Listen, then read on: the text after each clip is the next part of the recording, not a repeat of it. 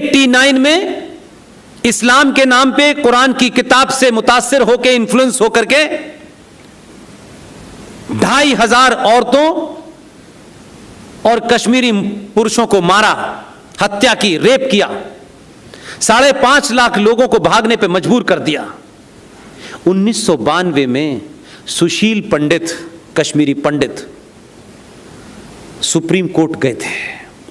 जो जज के पास ज्ञानव्यापी मस्जिद के बाबा की एप्लीकेशन लगी, उनके पिताजी थे उस वक्त, और चीफ जस्टिस खैरनार साहब थे, चीफ जस्टिस थे। उसने सिर्फ इतनी अर्जी लगाई, माय लॉर्ड, मेरे हत्यारे, कश्मीर में सनातनी हिंदुओं के हत्यारे, उनके खिलाफ FIR हैं, वो खुलेआम घूम रहे हैं। 1990 की यह घटना है, आज इतना लंबा कालखंड हो गया, आप इस अर्जी पे सुन लें। जस्टिस चंद्रचूड़ और जस्टिस खैर ने एक बहुत ही सरकास्टिक, मजाकी अंदाज में यह कहा, अच्छा आप पब्लिसिटी के लिए आए हैं? उसने कहा, ना मैं फिल्म एक्टर हूं, ना मैं नेता हूं, ना मैं कोई सेलिब्रिटी हूं, मेरा ख़ानदान उजड़ गया, मेरी माँ बहनें मर गईं, मारने वाले आज भी जब वो ज़िंदा मेरे सामने घूमते हैं, सरकारें जब उनको बुलाती हैं तो मेरे मन के ऊपर क्या घूमता है? क्या आप उन लोगों को जिनके ऊपर FIR हैं, क्या आप केंद्र सरकार से कह करके उनको बुला नहीं सकते? क्या आप उनके ऊपर केस नहीं खोल सकते? तो जस्टिस खैर और चंद्रचूड़ साहब ने मजाक उड़ाते हुए कहा, अब इतने साल हो गए, कोई प्रूफ हमारे पास है नहीं, छोड़ दिया, और रिजेक्ट कर दी उन्होंने ये एप्लीकेशन। सुशील पंडित दिल्ली के एक प्रतिष्ठित विश्वविद्यालय JNU से फॉरेन अफेयर के अंदर PhD है, पढ़ा लिखा आदमी है, बहुत ज्ञानी आदमी है, उसका आपने उपहास उतारा और आपने एप्लीकेशन फेंक दी।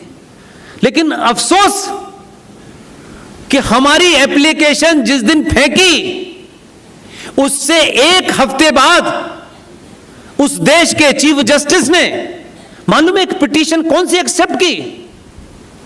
आप सोचेंगे तो आपको लगेगा हम रह कहां रहे हैं। जस्टिस खैर ने एग्जैक्टली एक हफ्ते बाद एक पिटीशन सुप्रीम कोर्ट में डाली गई कि बापू को 3 गोलियां लगी थी या 4 गोलियां लगी थी, उन्होंने कहा इसकी सुनवाई होगी। आप सोचिए कि हम कहां से निकल के आए हैं और कितनी तकलीफों से निकल के आए हैं। उस चंद्रचूड़ साहब जब हंस रहे थे तो बहुत दुख हुआ था, लेकिन आज जब ज्ञानव्यापी का मामला आया तो जस्टिस चंद्रचूड़ के बेटे की कोर्ट में ही मुसलमान ये सोच के गए, ओहो ये तो वही आदमी है। लेकिन जस्टिस चंद्रचूड़ के बेटे ने, जबकि उनके और फैसलों पे बहुत सारे सवाल उठ सकते हैं, उन्होंने एप्लीकेशन पढ़ी और पता नहीं, फिर वो मैं शक्ति की बात करता हूं, उन्होंने बड़े उसमें अंदाज में कहा कि आप क्या चाहते हैं? बोले हमारी नमाज का अधिकार हमें वापस मिलना चाहिए, हमें वजू का अधिकार मिलना चाहिए। जस्टिस चंद्रचूड़ ने कहा आपको नमाज पढ़ने का अधिकार भी मिलेगा और आपको वजू करने का भी अधिकार मिलेगा, लेकिन ये पहली बार हुआ है। आप उस ऑर्डर को पढ़िए, उस ऑर्डर के एक एक शब्द का मतलब होता है। सुप्रीम कोर्ट का कोई ऑर्डर ऐसे ही नहीं होता है कि ये कहते में लिख दिया। उन्होंने लिखा कि जहां बाबा विश्वनाथ हैं वो हिस्सा तो सील ही रहेगा।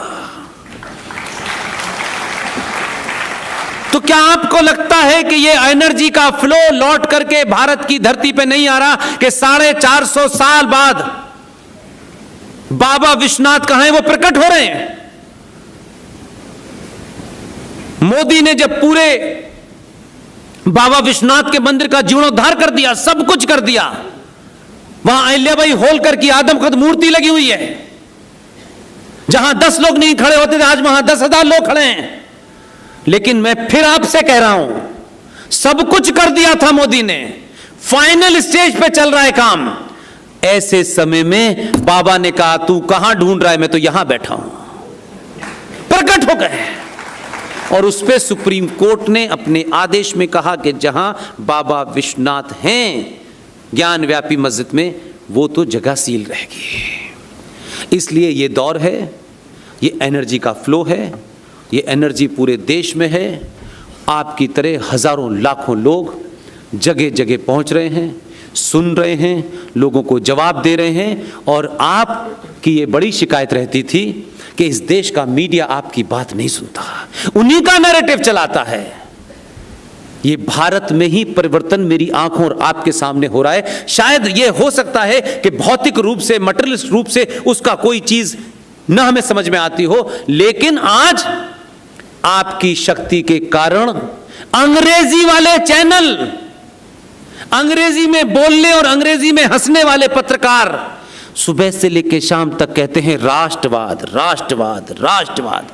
ये बीमारी हो गई है। उनको ये समझ में आ गया है कि इस देश के सनातनी भले ही कायर हों, लालची हों, इन्होंने 2 बार सही जगह बटन दबाया है और अब ये रिमोट का बदल देते हैं बटन। जो इस देश में सनातनियों को गाली देता है, उन्हें विज्ञापन नहीं मिल रहे, वो बेरोजगार हो गए हैं।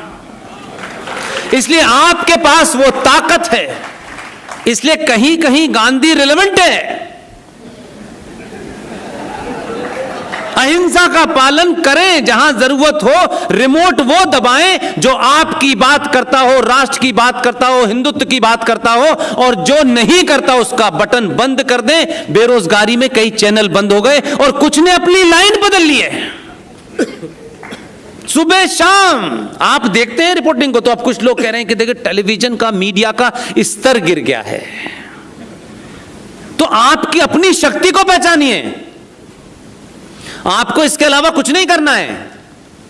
और वो लोग जो आपके महाराष्ट्र में हैं, मैंने सुना है नाम के आगे नवाब है, अंदर है इस वक्त, ये उसी के शब्द थे। उसने हमारे एक साथी, बेहतरीन दोस्त, बहुत ही बेहतरीन पत्रकार, कन्विक्शन का एकदम साफ, अगर उसकी बात किसी को ये लगती है कि एक तरफा बात कहता है, तो 700 साल के बाद एक तरफा बात सुननी पड़ेगी। उस पत्रकार के बारे में उसने बयान दिया कि हम अर्नब गोस्वामी को जेल में डालकर इतना मजबूर कर देंगे कि यह आत्महत्या कर लेगा। यह शक्ति की ही बात है। अर्नब बाहर है और वो अंदर है, अंदर चला गया है, और जो बाहर की दुकान थी वो लुट गई है। अब निकलने के कोई आसार भी नहीं है। इसलिए जो लोग आपको नैरेटिव दे रहे थे, आपको सच सच समझ में आ गया, यही मेरी और आपकी जीत है। और ये जीत और ये कार्य कम से कम अगले 100 साल तक करना है। जब तक एक एक आदमी को सुधर ना जाए, समझ ना जाए, ये बीमारी की बातें उसके अंदर से निकल ना जाएं कि भाई जो शिवजी पे दूध चढ़ाना एक ऐसी हरकत समझ रहे थे, अब हमने उन पे दूध चढ़ाना बंद कर दिया है। अब वो बता रहे हैं कि जो मैं अपनी बीवी से बात कर रहा था रात में कि देखो यहां डर लग रहा है, निकल चलें।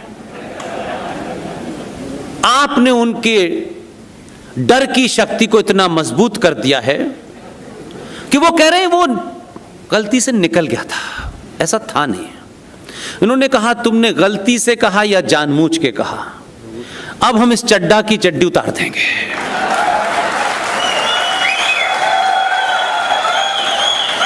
इसलिए बिना लड़े जो लोगों ने आपके आदर्शों को रौंदा है, उनका मजाक उड़ाया है, यह अधिकार सिर्फ सनातनियों को है कि सनातन अपनी आस्थाओं के साथ क्या करते हैं, लेकिन इस दुनिया में किसी दूसरे मजहब को इस बात की इजाजत नहीं दी जा सकती कि वो हमारे सनातन के जितने भी स्तंभ हैं उससे मजाक करने की भी सपने में सोचे।